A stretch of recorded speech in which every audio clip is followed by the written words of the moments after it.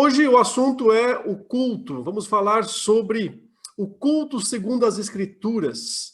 Estamos aí nesses tempos de pandemia, né? Agora as coisas começam em alguns lugares a dar uma clareada, as igrejas estão retornando aos poucos, e me parece, eu tenho ouvido inclusive muita reclamação nesse sentido, não sei se ela procede tanto assim, né? Mas que os crentes estão bem demorados, né, para retornar aos cultos, e que não tem havido assim aquela procura, né, que os pastores imaginavam. A hora que reabrir, vamos fazer inscrições, né? Muitas igrejas estão adotando, inclusive, inscrições online para que os irmãos possam vir, para não dar aglomeração, né, exagerada, mas muitas igrejas mal têm conseguido a cota, né, a cota mínima, o que mostra, né, que ou as pessoas estão ainda com muito medo, né, do coronavírus, o que de fato é justificável sob um certo aspecto, ou talvez esses 4 meses aí tenham desestimulado, enfraquecido um pouco, né, nos irmãos e irmãs o desejo pelo culto público.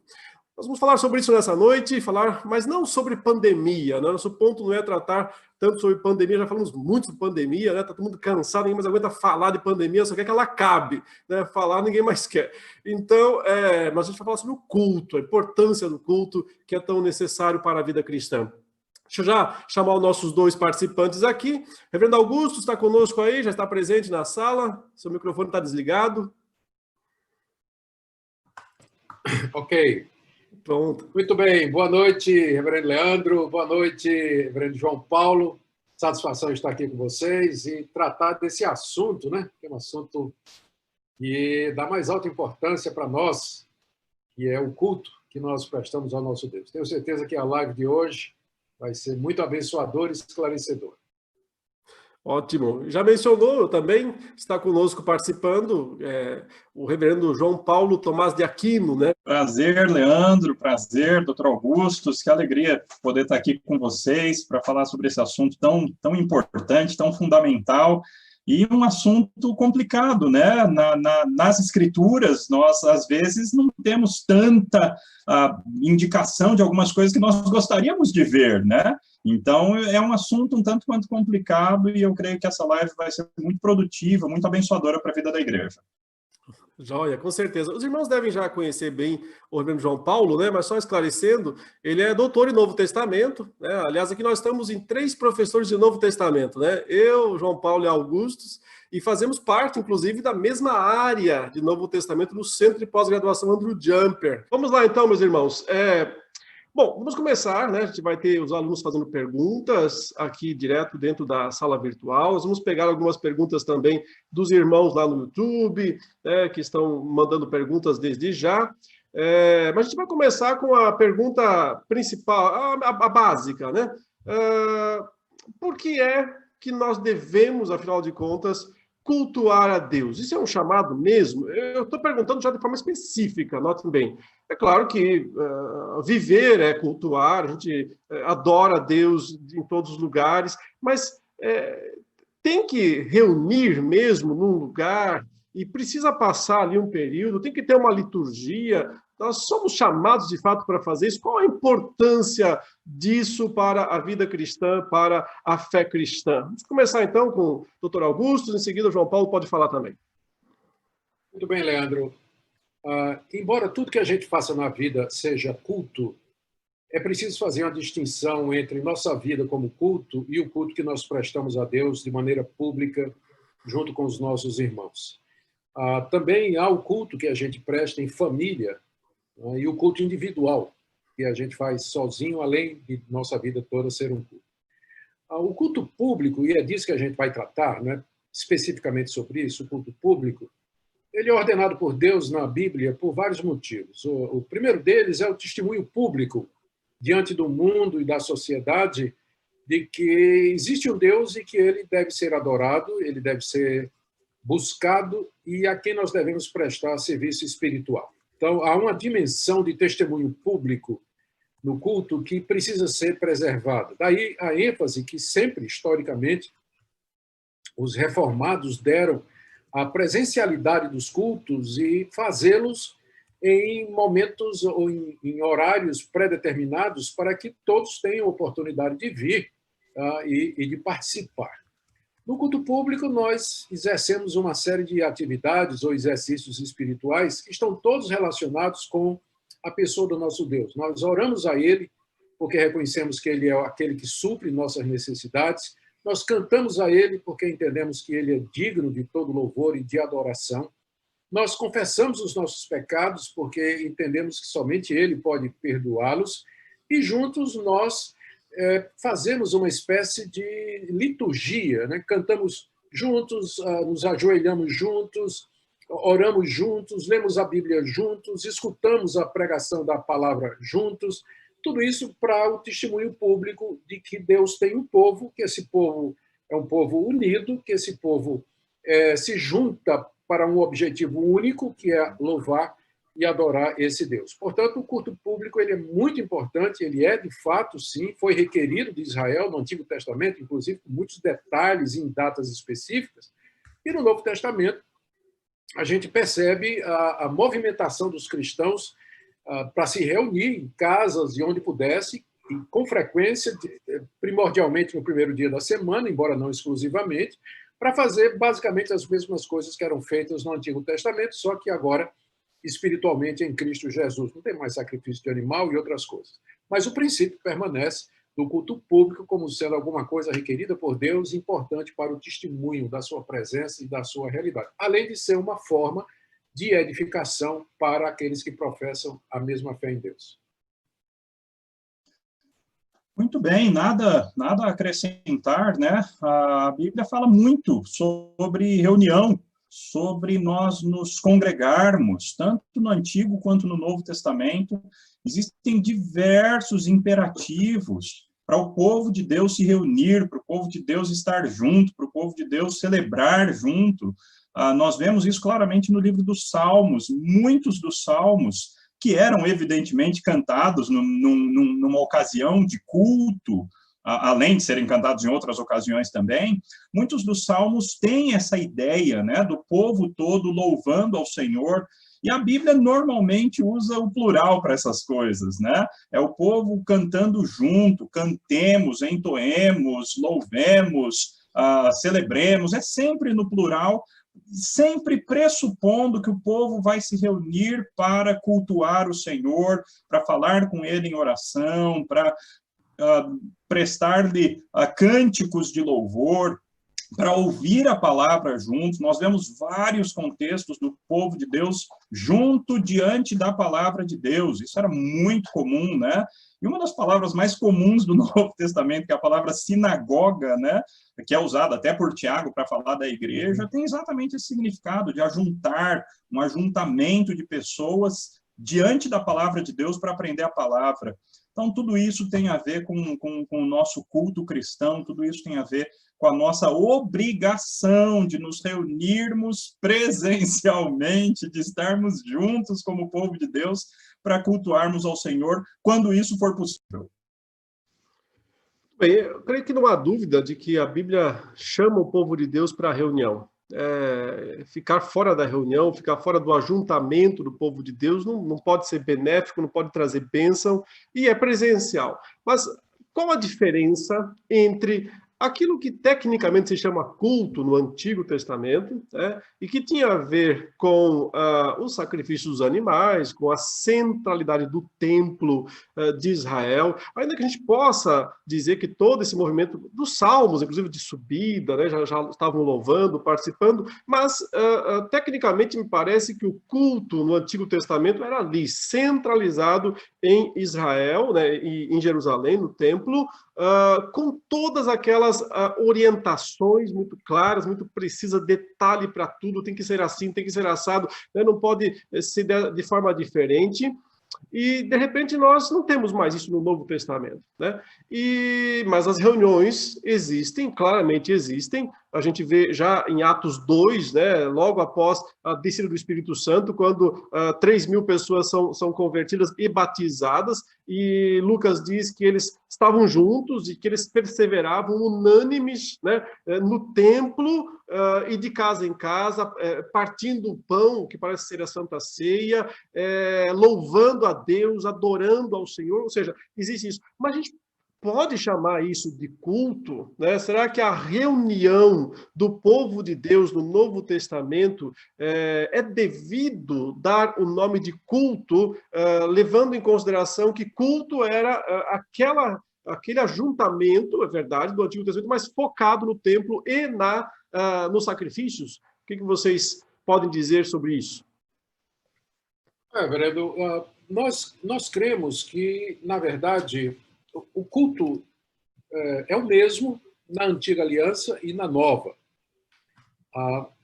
É essencialmente o mesmo culto. Pessoas convocadas por Deus através da mediação do Messias, Jesus Cristo, no Antigo Testamento tipificado no sacrifício dos animais, no Novo ele já veio, morreu na cruz, que publicamente se reúnem para expressar a sua fé em Deus. Então, a essência do culto ela é a mesma.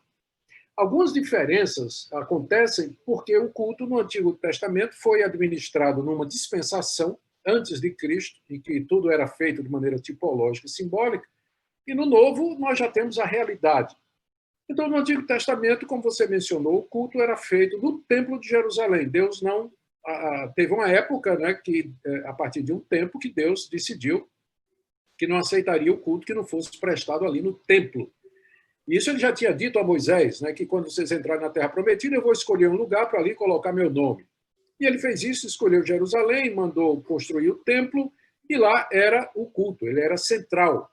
Então, já, no Novo Testamento, isso já não existe mais. Não há um local central de culto. Nós adoramos a Deus espírito e em verdade. Jesus foi quem melhor explicou isso aí, quando a mulher samaritana perguntou qual o local de adoração.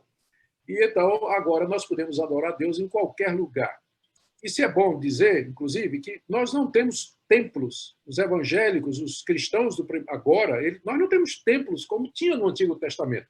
Nós temos essas casas, essas construções que nós fazemos por comodidade e até simbolizando o local de adoração para Deus, mas que não é necessário. Nós temos porque podemos ter. E se podemos ter, por que não? Né?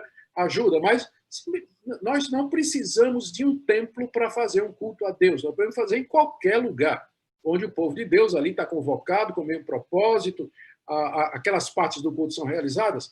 Então, a diferença agora é que nós não fazemos isso no local central, podemos fazer em qualquer lugar, e os nossos templos não são iguais ao templo de Jerusalém.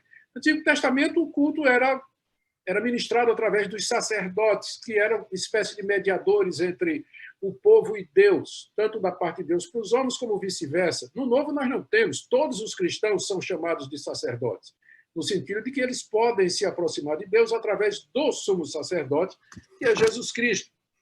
Os sacrifícios terminaram, eles se cumpriram na cruz de Cristo e nós temos os mesmos, por assim dizer, sacramentos. No Antigo Testamento nós tínhamos a Páscoa, agora temos a ceia. No Antigo Testamento nós tínhamos a circuncisão, agora temos o batismo, que são também celebrados durante o culto. Então, em essência, é o mesmo culto. A manifestação externa ela é diferente. Então, no Antigo Testamento tinha aquela pompa, tinha todas aquelas coisas. No Novo Testamento o culto é mais simples, ele é espiritual, e ele não tem muito do ritual externo do Antigo Testamento, mas, em essência, é o mesmo culto que nós prestamos a Deus. E é legal que aconteceu uma transição histórica, né? Quer dizer, Deus preparou esse momento com, primeiro, algumas destruições do templo, né? O templo, algumas vezes, foi destruído, e quando o templo foi destruído, então, os judeus começam a se congregar, a se reunir, espalhados onde eles estão ao redor do mundo, eles começam a sinagogar, né? Eles começam a se reunir para estudar a Bíblia e para oração. Hoje eu dei uma olhada no Novo Testamento, todas as ocorrências de sinagoga, E é impressionante como a ênfase é no ensino. Jesus entrou na sinagoga várias vezes para ensinar, Paulo entrava na sinagoga para ensinar, e aí eles aproveitavam para mostrar a realidade a partir da nova aliança, né? Qumran também tinha culto em Qumran, eles desprezavam o templo, apesar do templo estar erigido, eles desprezavam o templo, eles fugiram lá para o deserto, os essênios, e eles faziam os seus cultos, as suas orações, os seus cânticos, os seus estudos da palavra, reunidos lá no deserto onde eles estavam. Então, quando a gente chega na igreja do Novo Testamento, já existe uma ideia um tanto quanto diferente.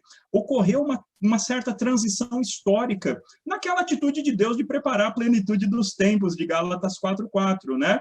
Deus preparou, inclusive, essas sinagogas como um momento de transição para a igreja. E aí, quando a gente vai nas páginas do Novo Testamento, aí fica claro que a igreja de fato se reunia, a igreja estava sempre junta, a igreja estava sempre orando conjuntamente, estava sempre celebrando a Santa Ceia, estava sempre celebrando os batismos. Então, você tem vários elementos do culto, como o Dr. Augusto disse muito bem, o mesmo culto do Antigo Testamento, só que agora a partir da perspectiva de que o Messias já veio. O mesmo culto, mas sob a realidade da nova aliança tendo sido implantada. Podemos dizer, então, que o culto acontece quando o povo de Deus se reúne, isso no padrão do Novo Testamento, né? Tem que haver uma reunião em algum local, não importa onde. Se tiver o famoso templo, né? Que nós não temos, né? As nossas casas, nossas construções, beleza. Se não tiver, reúne onde for, né? O que importa não é a construção, não são os utensílios, não são os objetos, não é a iluminação, não são os enfeites, né? O que importa é o povo de Deus reunido sob uma liderança. E eu acho que é preciso que também se esclareça isso, né? Uma liderança formal, bíblica, estabelecida, porque não é um mero ajuntamento, né? É um ajuntamento com uma ordem. Tem que haver uma ordem nessa história, ou não é culto, certo?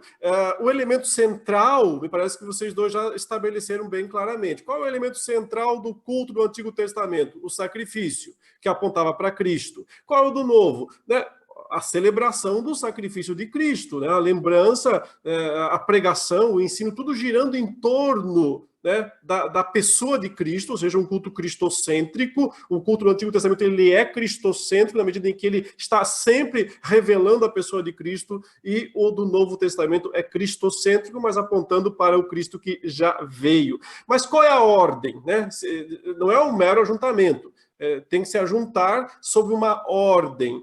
E que ordem é isso? Como é que a gente pode ajudar os irmãos a entenderem, né, quando que está de fato acontecendo um culto e quando não está, quando é só uma reunião qualquer, né, dentro da igreja, válida, mas não chamaríamos isso de culto.